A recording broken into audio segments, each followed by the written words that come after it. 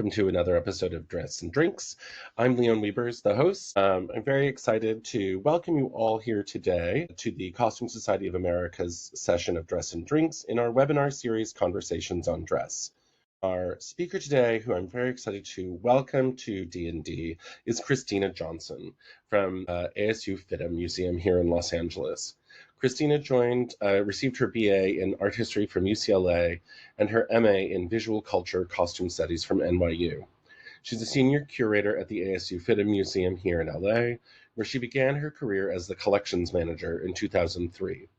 Her exhibitions and related publications include High Style, Betsy Bloomingdale and the Haute Couture, and Sporting Fashion, Outdoor Girls, 1800 to 1960. She has also contributed essays to Dress, the Journal of the Costume Society of America, Managing Previously Unmanaged Collections, and Performance Costume, New Perspectives and Methods. Public speaking highlights include the LA County Museum of Art, Historic Royal Palaces in London, the Institute for Historic Research in London, and the Costume Colloquium in Florence. Christina has been honored to receive a Costume Society of America Richard Martin Award, a Scholars Roundtable designation, a Research Grant Award, and the Amelia Davenport Publication Award. It is a great pleasure to have Christina here. Please join us, Christina, and welcome to Dress and Drinks. We're so excited, and I can't wait to chat with you. How are you? I'm doing really well. Thank you so much for having me and for having the ASU FIDM Museum represented. I want to make sure to also acknowledge my colleagues, our Museum Director, Danita Sewell, Senior Curator Kevin Jones, and Curator Christina Frank. Awesome. And our cocktail for the evening is the Sunset Storage, very classic. Go shake yourself up, something cool. So, Christina, do you want to add anything before we dive in? And very excited to see what you have to share.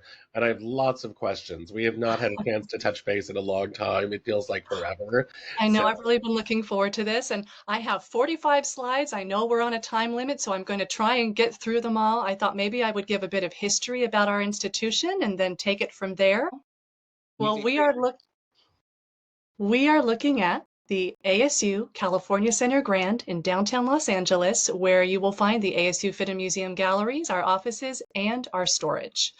And for those of you who don't know the history of our institution, FIDM, or the Fashion Institute of Design and Merchandising, was founded in 1969 in downtown Los Angeles. The museum was founded in the mid-1970s.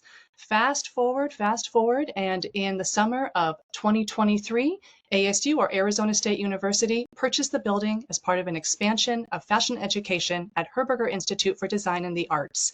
And so now the museum and ASU FIDM School is part of a Tier 1 research university, and we're looking forward to the future.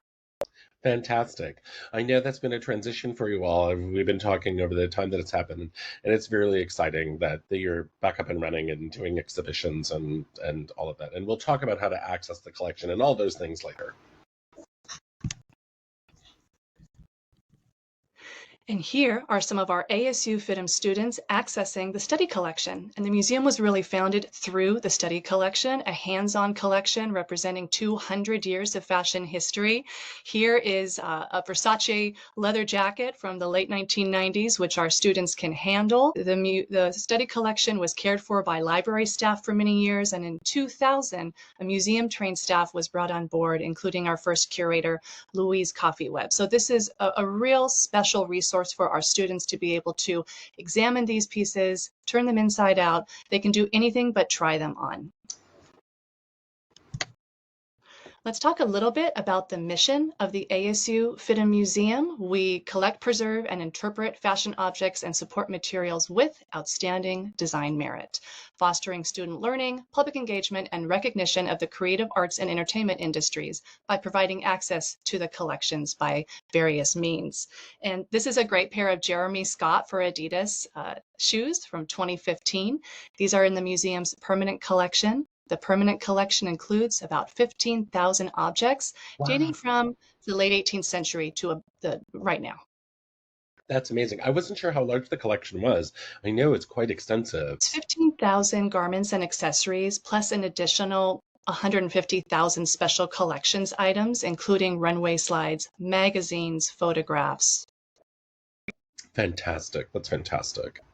This is one of our storage rooms, and this is where I like to spend a lot of time in the quiet, the quiet storage rooms. You can see our archival boxes, our nylon covers, and this room holds our Gianni Versace menswear archive. You can see everything at the very bottom of the sleeve is labeled. That's lovely. I mean, who doesn't love a Versace? I really, really enjoy leading research appointments, and you can see some people with researching objects here. All of these people came in for our fall 2024 exhibition, Fashion Statements, and in that exhibition, we invited creatives to come and select pieces that really resonated with their life, with their careers. On the left, you see members of the House of Avalon, which is a chosen family and creative collective based in the drag community here in Los Angeles, choosing pieces. They ended up choosing a 1960s paper dress as well as an 18th century gown to display in the exhibition. On the right, Josie, who was one of our instructors, was an editor at Elle for many years, also a celebrity stylist, looking at a late 1970s, a late 90s Versace piece. And I just have a lot of fun with patrons examining pieces. And I want to make sure that everyone knows that the ASU FIDM Museum is open to all researchers. I think that some researchers have their needs met by our study collection and others by our permanent collection. We will be talking because I have some research to do. Yes, please come, please come.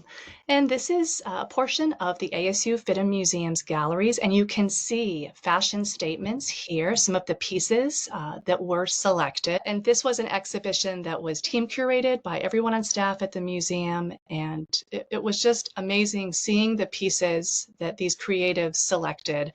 I was very happy during this process. That's fantastic. So how did you choose the creative to come in and select what they were, and how many did you choose? Well, we started just making a list, a wish list, a list of people that we wanted to reach out to, old friends, new friends, started DMing on Instagram, wanted a mix of people from LA, around the world, and got about 20 people, and that was it. Fantastic. That's awesome. Our collecting policy. I'd like to spend some time talking about the objects that make their way into the ASU FIDM Museum collection. We collect objects with what we term have outstanding design merit. So they have dynamic visual appeal on exhibition. And on exhibition today might mean literally in our galleries or on Instagram, in a publication, in a talk, that kind of thing. And you can see this really special Vogue cover. This was from Vogue Italia in 2020. And it was a way of improving the sustainability of the publication, in that artists came and painted or drew portraits of people instead of having a huge photo shoot in another location that took a lot of energy and money. Each item was painted by hand. Oh, wow. Published, yeah. Let's have an overview of pieces in the ASU FIDM Museum's collection, starting with this 1868 Württemberg ensemble. You can see that we collect from head to toe. So the accessories, the headwear, the parasol, gloves, shoes. This is a really special dress, transformation dress. It has both a day and an evening bodice, as well as this belt. My colleague Kristen Pertich at the Brooklyn Museum conserved this dress, as well as she's done a lot of research on this piece. And so it's wonderful to have all of the research as well as the conserved piece in the collection. Well, it's also rare to have one of the conversion worth ones, because either one of the bodices may or may not exist, so that you have both of them along with this. That's fantastic. That's right. A worth this early is quite rare. This is a really interesting hat by Stuart Kent Harper, and he was active in New York City, the late 1930s, early 1940s, and as you can see, it's a goffered or ironed felt and leather hat in the shape of an orchid, like botanically correct. A few other museums have examples in their collections. The V&A, I believe, has two. The Met has one or two. And there's a couple of articles about him, very short, but this is definitely a designer who could use more research. I would love to find out more about this person because it's exquisite. Like, it is an exquisite art object. It's really lovely. Tell me, the petals, that are yellow and lavender and gray, it seems like. Is that like machine stitching through that or hand stitching through that? It's What is that? actually they are hand sewn. The different colors of felt are hand sewn very tightly, and then all of the lines you see, which are like the veins of the petals, that's actually ironed in. Oh, that's fantastic. Mhm.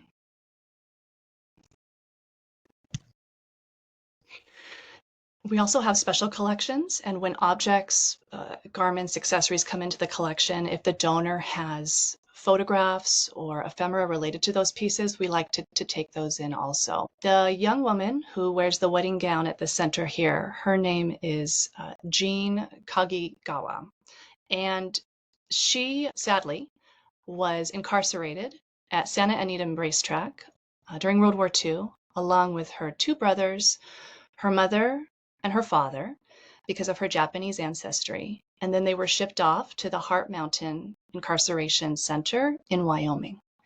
After the war, they discovered all of their possessions had been stolen. They were based in Los Angeles. Her Mhm. mother, Helen, was actually a skilled seamstress.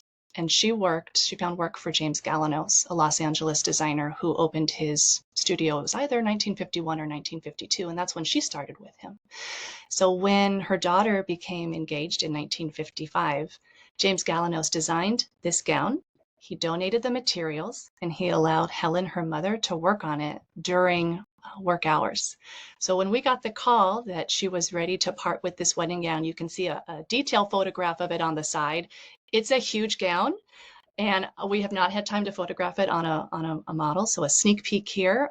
We were so excited to be able to tell this story through a beautiful object and juxtapose this tragedy, this unfairness, with such an exquisite piece and the potential for beauty. This is fantastic, and I don't know if you're aware, but we did a D&D with Heart Mountain, I think about a year ago, after I visited there for a CSA Western Region symposium in Cody. And it's a fantastic place to visit, and it's really very interesting. And so many of the people who were interned there, most of them came from Los Angeles. It's just swept out of the Japanese Flats neighborhood, and they were relocated there forcibly. I will definitely check out that Dress and Drinks. I was lucky enough to do an oral history with her, and I love doing oral histories with people, connecting them, transcribing them, uploading them to our database, so other researchers can use them in the future. But I think that's what makes this dress special. Of course, it was a beautiful dress just coming in, but without the history, it's not as meaningful. Yeah, and let me know. I can help connect you as well for that if you Thank want you. to share it with them. Thank So, you. part of this is connecting our networks together, people. There you go. That's what it's all about, right? This is a coat by Manuel Cuevas, and it dates to circa 1980. He got his start with Nudies Rodeo Tailoring here in Hollywood, California, started his own label late 70s, early 80s, and this coat is modeled after the Chimayo weaving traditions of New Mexico. And that was a weaving tradition that took aspects of colonial Spanish culture from the area, as well as indigenous traditions, and created a very bold and linear weaving. You know what? I'm getting distracted by the little chats that are coming up because I love people's comments. So I'm going to try and not focus on those, but thank you so Close- much. You can I close the know, I'm chat. really enjoying this. But this came in, and we thought it would be really striking to display it flat. So just a wonderful piece in the collection. Stunning. It's really beautiful. And then this Christian Francis Roth 1990 dollar gown, New York-based designer, got his start late 80s, early 90s, very, very youthful designer at that point, making use of really fun visual culture and branding, from a dollar here to packets of M&Ms to Crayola crayons. And of course, I love finding the images on magazines. And this is all input into our database as well. So a fun piece. The museum has a strong Christian Francis Roth collection. That's fantastic. I don't think I've not seen his clothes in person. This is really wonderful. Well, the thing about Christian Francis Roth clothing is that it's absolutely exquisitely put together. I Mm. mean, it's astounding. The construction is couture quality. He does knits with very, very complicated insertions. Yeah, it's astounding. So when you're here next time, we're going to pull out the pieces and we'll look at it together and you can Oh, see, fantastic. Oh, great. right? We have lots of things to talk about. I love it. This is fantastic. Good, good. Let's talk a bit about how objects are stored at the ASU FIDM Museum. On the right, James Galanos from 1969, donated by Betsy Bloomingdale, one of the founding donors to our museum. And on the left, you can see the lace jacket boxed with archival tissue. Some things we hang up if they're stable enough. Other things like this delicate lace jacket are boxed. We also use Tyvek to line the box. You know, the ASU FIDM Museum has a series on Instagram called Unboxed or Unboxings. And we started this a few years before the pandemic. And I noticed that it was really easy for research appointments to take pieces from hangers and, you know, reserve those for research appointments. But working with the boxes can be a bit unwieldy. It just takes more effort. So this was our effort with these Instagram unboxings to open up the boxes so that people can see how are things stored? What are some extra materials affiliated with these? Mysteries of behind the scene. Behind the scenes. And then after the museum started doing this a few years ago, I noticed a lot of other museums started doing it too. So I was very happy about that, but I do think that we originated it, and at least in terms of the museum field. And now I have a photo of my computer screen because, to be honest, I look at my computer screen a lot during the day, right? I Yes. think we all do. We're surrounded by these objects, by books, but at the end of the day, I am typing, I'm accessing our database, that kind of thing. And in this instance, you can see two images of the Galanos 1969 look, one from Vogue and one from Harper's Bazaar. And so those types of images are also included in our database. All of Mm. the research, provenance, any kind of value photos, those are all in our database. Is your database publicly accessible? A portion of our database is accessible through our website, and I'll have our website later on in this program. It's not fully accessible yet. That's definitely a goal. Yeah, at Right. this point, the best way to learn about the museum's collection is to contact one of the curators, and our emails are all listed on the museum's website, and we're all very happy to speak to Great. people. The museum uses Past Perfect for our object database, garments, accessories, and special collections. And we use Canto for our digital asset management because in today's world, the images of the objects are at times almost as important as the objects themselves. And so it's important to have databases for both of those. Yeah, exactly. The museum has one of the largest collection of Dior croquis or fashion sketches in the world, and you can see a Marc Bohan croquis on the left with this green ball gown. We also have an outstanding collection of Gianfranco Ferré sketches. You can see one of those Mm. in the center. And on the right, a couture line sheet that would have been handed out at the couture shows. So all of this ephemera related to the haute couture. And this comes to us from Mrs. Alfred P. Bloomingdale, Betsy Bloomingdale, as I mentioned, one of the earliest donors to the museum. She was an Angelino, and she dressed in the couture as well as very high-end ready-to-wear, such as James Galanos and Norman Norell. And she gifted these croquis to the museum over the course of 30 years. We're so lucky to have these. And Hmm? I love the marginalia or the notes that's being taken on the program of the YSL runway show. Yes, that's her handwriting. She's making notes about what she liked, questions to ask her vendeuse or personnel salesperson. It's really fun to be able to see. And Kevin Jones and I co-curated High Style Betsy Bloomingdale and the Haute Couture, an exhibition catalog, and oral history film with her in 2009. That was a really special project. And here you see her on the left wearing her Marc Bohan for Dior Couture at the Dorothy Chandler Pavilion in 1963, and on the right, an image from that High Style Betsy Bloomingdale exhibition. And so in many instances, we do have the croquis or other ephemera related to the gowns. Oh, wow, that's fantastic. Yeah. The That is couture can be very secretive, very private, and so to have this information, especially from the mid-20th century, is quite special. And here's another special collections. This one is the special collections of Maurice Levin, who was a sportswear designer here in Los Angeles and in Oregon. And he was especially well known for his designs for Catalina, especially his menswear, cabana sets. You can see the tops of cabana sets here, dating from the mid-1950s. He also did swimwear. So I love this ASU FIDM Museum special collections, and it's my intention to get more and more of this digitized and out there because I think it's so inspirational. Do you have the actual garments as well as these? Because this shirt with the pulley is really fantastic. We don't have that one, but we do have examples of garments that relate to his sketches, 50s and 60s swimwear. Yeah. We also hold the Michel Arnaud Fashion Photography Archive, and that is a collection of about 150,000 slides, film slides, including this famous episode when the beautiful Naomi Campbell fell at Vivienne Westwood in 1993. I think it was the Anglomania collection. And he donated these slides in the year 2000. They cover the years mid 1970s to the late 1990s.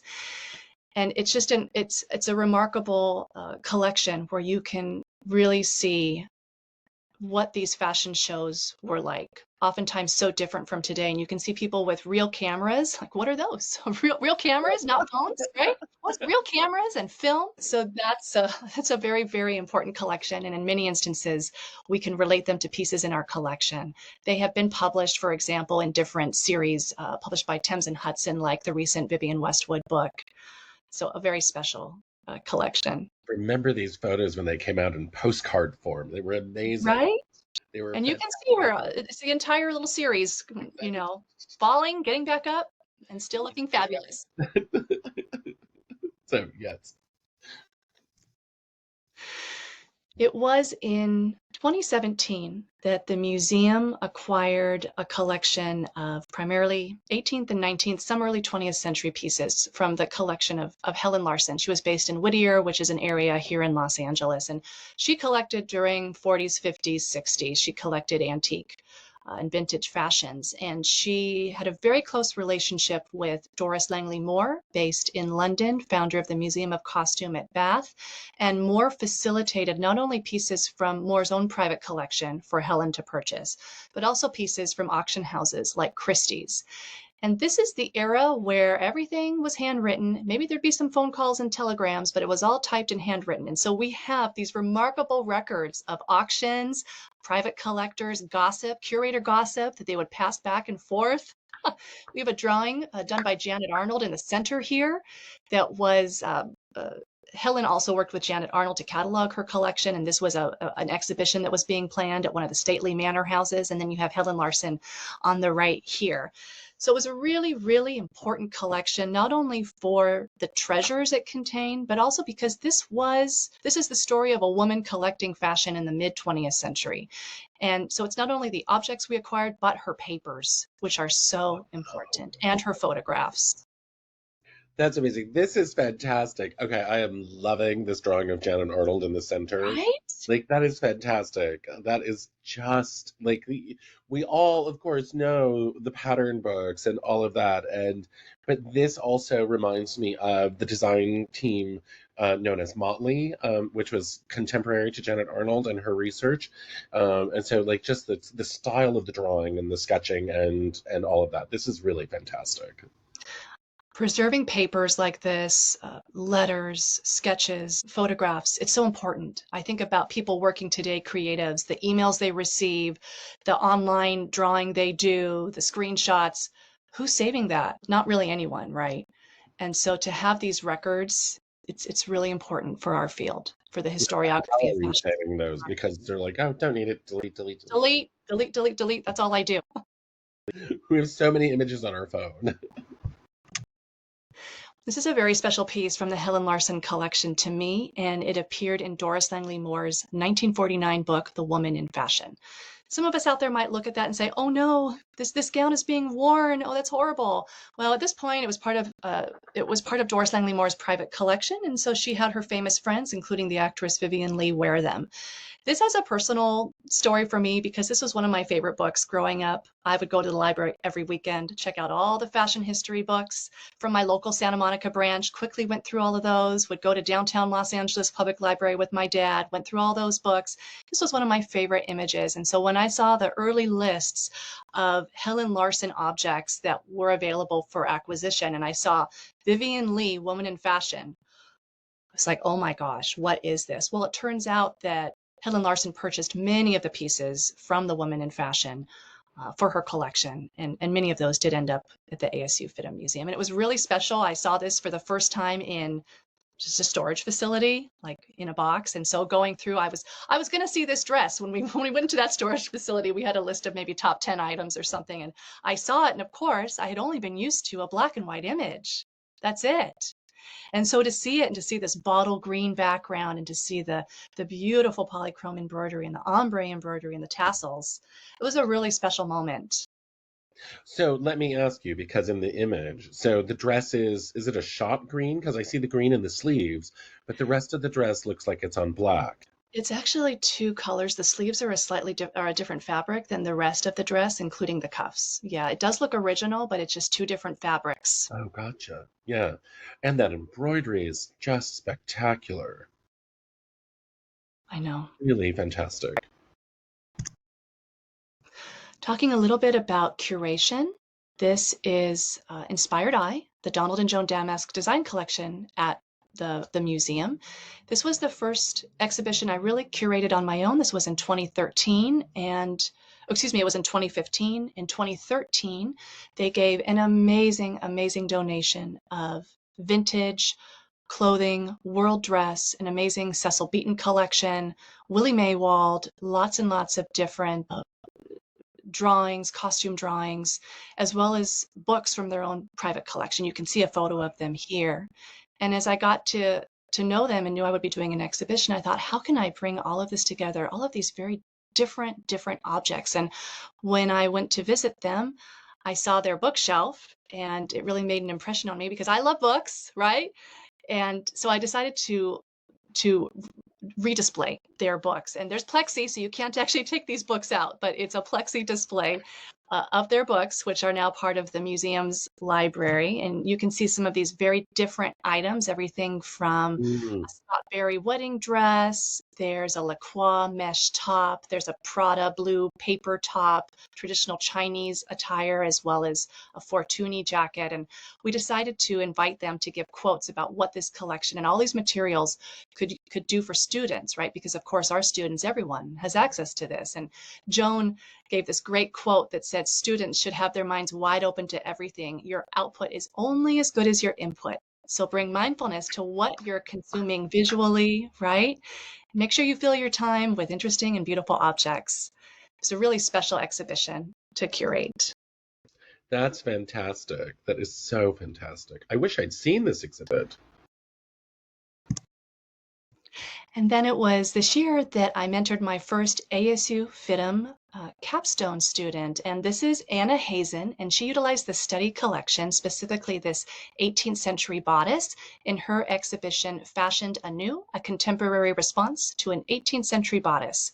She was very interested in the thoughtfulness, the slowness, the repurposing of this bodice. It's made of fabric from the 1740s and 1760s, and it was remade in about 1785. She was interested in the natural dyes and what this meant for contemporary fashion. She made the sign in the back. You can see it says Fashioned Anew, and she dyed that with all of the natural dyes such as chamomile. And we had a wonderful time learning about making an exhibition, right? And so there will be more of that in the future. You've just opened the door for me to make a big plug coming up. So Okay, good. yes, so she needs to submit this to Recycles of Dress, the next symposium in Charlotte, North Carolina, because this is exactly along the historical lines of things. And since she has done this work, she needs to be submitting this. I will absolutely tell To you. everyone who is in the audience, wink, wink, nudge, nudge. There you go.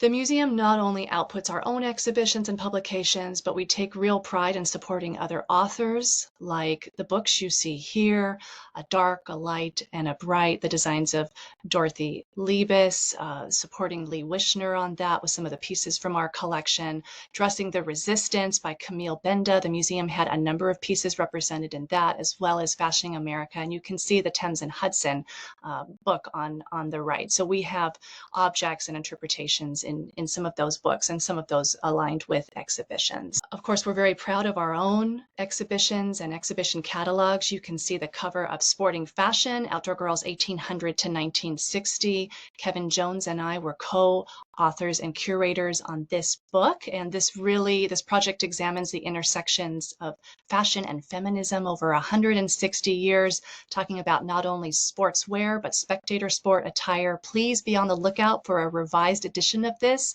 debuting at the ASU FIDM Museum in 2028 in conjunction with the LA Olympics, taking it all the way up to the present moment. And then I thought that I could show you a bit about the glamour of behind the scenes museum work.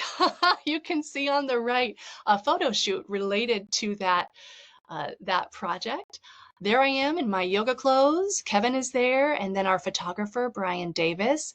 Most of our photography is done either in classrooms or the empty gallery during breaks during the school year or on weekends.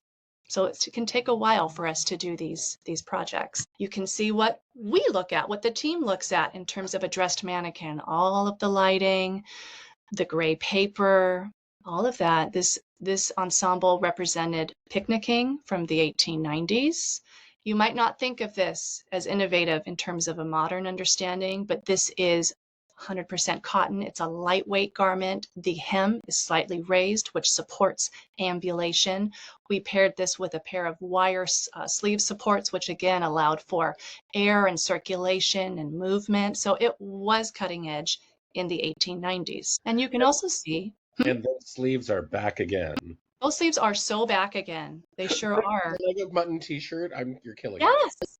Yes. You can see some of the research that goes on in assembling an ensemble like that. That ensemble, the hat, the bodice, the skirt, the gloves, the pant, the tin pail, the shoes, the belt, they don't all come in together. Those are assembled. And so one needs to understand not only the silhouettes, but what was aesthetically pleasing to people back in the 1890s. So we start looking at portraiture like the John Singer Sargent portrait on the left. We look at fashion plates. We look at photography. I love 19th century photography. It shows real people. And we start really looking at that and seeing what we can do to copy it, to encapsulate the era. Talking a bit about all of the different decisions that go into selecting mannequins and mounts. One can bring a lot of awareness to an object with an invisible mount. For example, the lace 1850s jacket on an invisible wire mount. One can abstract objects like the Fortuny jacket above that lace jacket on a T-pole. Thinking about different shapes, colors of mannequins, full body, torsos, and I think it's a time to be sensitive to different body types, different cultures, thinking about ways that people can feel included in exhibitions. So there's a lot of decisions to be made when one curates or publishes objects, right? Talking about dressing mannequins, on the left are the circa 1800 bodice and gown. Put on a Kyoto mannequin. You can see us starting to play with pose. And on the right, the fully dressed mannequin with the proper padding, the reproduction underdress, with the beautiful lighting, the shoes, the wig, all of the time. And it's people who are behind these museum objects, right? From research to dressing. Some more behind the scenes glamour. My colleague Carolyn Jamerson working on some mannequins, sanding them down. You can see how we dress with the pantyhose. I'm not sure if people are familiar with the way most museums dress, which is utilizing a larger size of pantyhose and either putting padding inside of those pantyhose or on the exterior of those pantyhose. Everyone has their own way of doing it, but using archival materials. And now we get into post-production, right? I know you all recognize this corset. Well, the reality is that this corset was put on a padded mannequin with some black fabric, and that fabric was removed in post-production, and the color was bumped up a bit. So there's always this being sensitive about how can we show the object in the best light, the most exciting manner, but still be truthful to the object, right? I look at a lot of paperwork as well behind the scenes, dressing sheets, Excels. Yes, exactly. Right? This is the reality of working in a museum field. And of course, it depends on the size of one's institution. If you work with 3 people, you're going to be doing a little bit of everything. If you work with 20 people, perhaps your position will be a bit more siloed, right?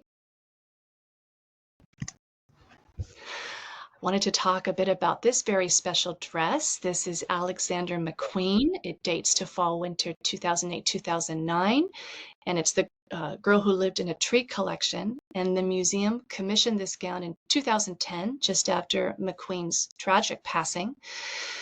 And it was the only one made as realized. The runway version you see here was not finished, and just before the model went on the runway, bunches of tulle were shoved up underneath her skirt, and she was sent out, hoping it would all kind of stay. Another example was made all in white for a wedding gown, and then there's the ASU FIDM Museum's version. And it was a wonderful process. We were shown images of it being constructed. We got images of the lace, and you can see that the lace, which features peacock feathers and peacock faces, came out all as one length. And then each of those individual peacock eyes were cut out, reassembled to make the bodice that tapers in at the waist and expands out at the skirt. And then you can see how these art objects are shipped off. Here is the dress being shipped off to an exhibition in Bendigo, Australia, and it goes into a custom fit crate. This particular object does travel on its mannequin. The dress was in fact made on the mannequin. The mannequin is the client, and it's wrapped in Tyvek. It's very secure, and then it goes from, truck to plane, set on ship, and it's shipped across the world. The ASU FIDM Museum does loan to institutions across the globe. Do you always ship like this, though?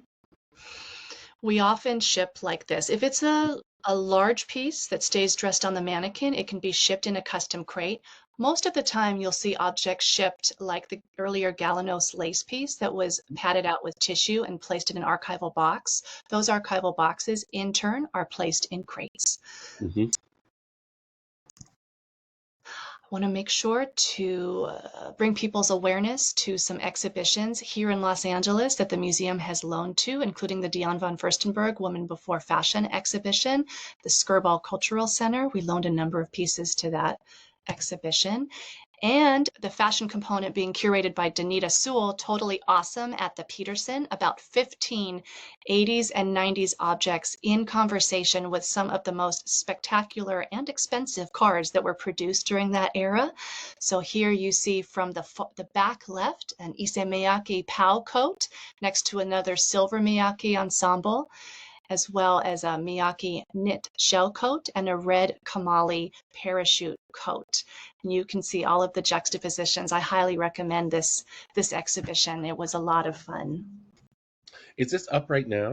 Yes, it is. I don't remember when it's up until, but it's up for a number of more months. Oh, fantastic. Yes. Earlier this year, the Peterson had a fantastic exhibit on lowriders. Several members of the Latinx community came out, and there was a whole fashion show and evening around the zoot and zoot culture. Oh, the museum is doing wonderful things. That sounds like great programming. Yes. Yeah.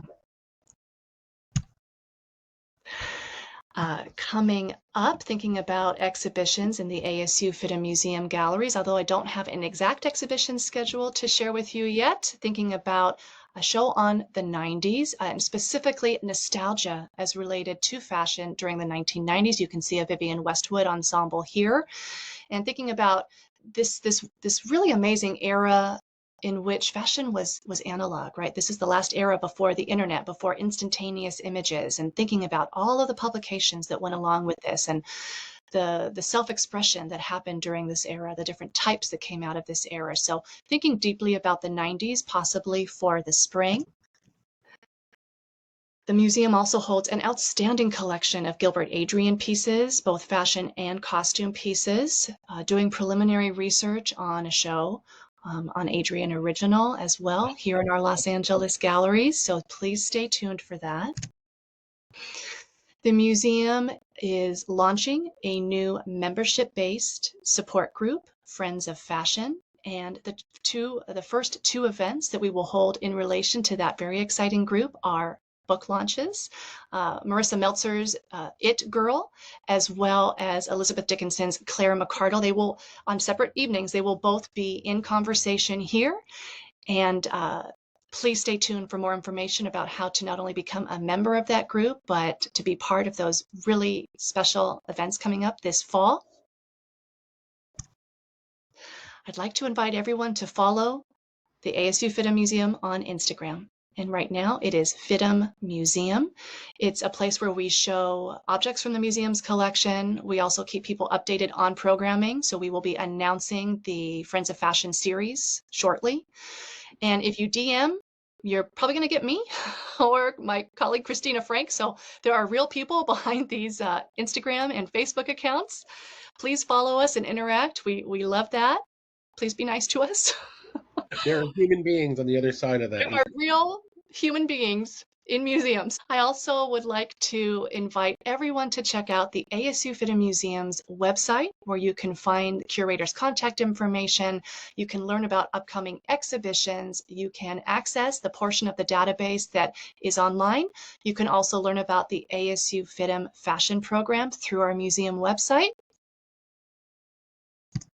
And then I wanted to leave you with all of the important information. And that's my last slide. Oh, fantastic. You did that like a pro. That's amazing. So many questions. So first of all, so one of the historic things that many of the people in the audience may not know that FIDM has done for the past is the biannual, as we call it in the city, the Emmys and the Oscars. Thanks. Are those continuing on? I have not. I'm curious as to how those are evolving within the new paradigm. At this point, the staff has decided to not continue those exhibitions, in part because we are focusing on fashion. This is a time to think deeply about how the ASU FIDM Museum can best serve a community of people interested in fashion in our own collection. And at this point, there are other museums being formed, amazing museums, the Academy Museum, the Lucas Museum, as well as private companies, production companies that showcase the costume design. So this year, we are not holding the Academy Award costume design exhibitions. There will still be room for costume design in our exhibitions, but at this point, we are pausing that. Understood. I mean, because the Lucas Museum is about to open up in Yes. mere moments, it seems. It might be a year or something like that. Also, with what's been going on at the Academy Museum and any number of places, Yes. I think that's been a question that several people have been like, "What do you know? Do you know?" Yeah. Well, you need to come to D&D because we're going to be talking to Christina. That's right. And I understand they are beloved exhibitions, and there will still be room for costume at the ASU FIDM Museum. We also need to be fiscally responsible, and an exhibition like that, it's very, very expensive. Yeah. So just thinking about how to best serve our fashion community and making sure that we call out those new museums that are doing an excellent job of displaying costume design. Yeah. Um, Fantastic.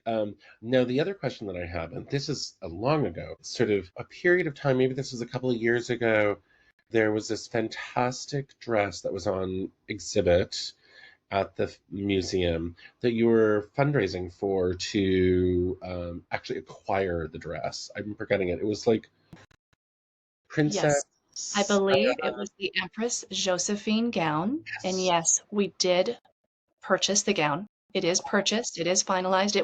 It's a beautiful gown, state gown, silk gown, heavily embroidered Mhm. with a train. It was successfully purchased a couple of years ago, and now it's safe, resting in storage, waiting for the next portion of the project, which is conservation and research. Fantastic. That's Yes. awesome. So speaking of research, how do you accept researchers and what is it that you how do we do that? Email one of the people on staff, go to the website, either email our info at ASU FIDM Museum or any one of us on staff and just reach out saying what you're interested in. What topic are you researching? What is the result? Sometimes researchers can be accommodated by our study collection. Sometimes they're accommodated by our permanent collection. And it's simply it's a conversation, person to person. We welcome everyone, whether you're an enthusiast, a scholar, someone affiliated with the museum, or someone who wants to be affiliated with the museum. Do you have Claire McCardle in your collection as well? Yes, we do have an outstanding Claire McCardle collection, and some of those pieces will be highlighted at the upcoming book event with Elizabeth Dickinson. Yeah, a very strong McCardle collection. Oh, great. Excellent. Um, is the Betsy Bloomingdale film available somewhere? Yes, it is available on the ASU FIDM Museum's YouTube channel. You'll see it's in 3 different parts there, and you'll be able to easily find it there. Do you have any of the Vera Maxwell in your collection? I believe we have 2 Vera Maxwell pieces, but I'm going to need to look that up. Objects, we may have additional special collections materials related to the designer. Helen Larson had a huge collection, and some of that collection was a rental collection. She rented to different films, commercials, and most of that rental collection went to Western costume. And then a few years later, our museum was offered first right of refusal on pieces, and we acquired a number of pieces. Additional pieces were also given by her estate to the museum in addition to our museum purchasing them, and were auctioned off. So you will see some of the pieces, for example, some of the royal pieces are also at historic royal palaces. And so our team worked with some of those other institutions that acquired pieces with provenance to make sure that research went with those objects. Oh, fantastic. Can you talk more about your reuse and storage of your mannequins and forms? Well, do you use mannequins in your teaching? Do you use forms and Uh, mannequins? I use dress forms, so dressmaker forms, so Beautiful. with the collapsible shoulders and things like that. So I see. those are the Okay. ones. And at LMU, where Loyola Marymount University, where I teach, we have this very small gallery that we have in the library, and so I partner with the special collections, and we have a very small study collection Okay. of objects. And we have a little exhibit up right now with some couture in it, but it's on which was up for CSA in May. There you saw that. But so because we're not really a museum studies or a fashion program, it comes out of the theater program in which I teach. So they're working mannequins in that way. Okay. Yeah, talking about mannequins, they take up a lot of space, right? They take up a lot of space. There's innovations in mannequins. We tend to use a lot of Schleppy brand mannequins. I know that some institutions save the boxes. They disassemble the mannequins, stack the boxes in offsite storage. We do not have offsite storage, so it is a challenge, all the space as well as the invisible mounts that we make. Ideally, if an object is invisibly mounted for an exhibition, we use inert materials, and that exhibition mount transfers into storage. Space is always an issue. Yeah, and we do want to change out mannequins to represent, as I mentioned, different body types, different community members, and that takes up space and it can be expensive, right? Tell me what are you working on right now? I am working on a project based in the ASU FIDM Museum's Rudy Gernrich archive. Rudy Gernrich's estate gave the museum a large portion of his garments, accessories, and special collections in 1985. I have long had an interest in archives and why some people are represented by more stuff in archives than others. I've also continued collecting pieces designed by Rudy and his expansive creative circle. So look for a major project on that in the future. I also enjoy supporting my colleagues on their exhibitions and research appointments. So there's Fantastic. always something to do here. Oh, I have so many questions. Like, I will be emailing you offline because I have lots of things. Please We do. probably just have lunch and sit down because I have a Let's list. do it. Let's Yeah, do it. Come downtown. I Come would. down. What is your favorite object in the collection? Oh, that's very, very difficult. Sometimes my favorite object is the latest object to come in. Christina, you're not telling me you're a magpie, are you? Oh, what? There's something to love with every object, but I don't know if I have a favorite object. That Vivian Lee piece is very much a special object. The Galanos piece, the Galanos wedding gown I showed you is a special object. I think my favorite objects tend to be objects donated to the museum, a garment, or a special collection that people entrust the museum with. Anything that the museum entrusts the museum with that's special and that has a special story is my favorite object of the day. And to answer the question, how many pieces are in the collection? About 15,000 pieces of garments and accessories, as well as an additional 150,000 special collections materials like And magazines. What is the oldest object?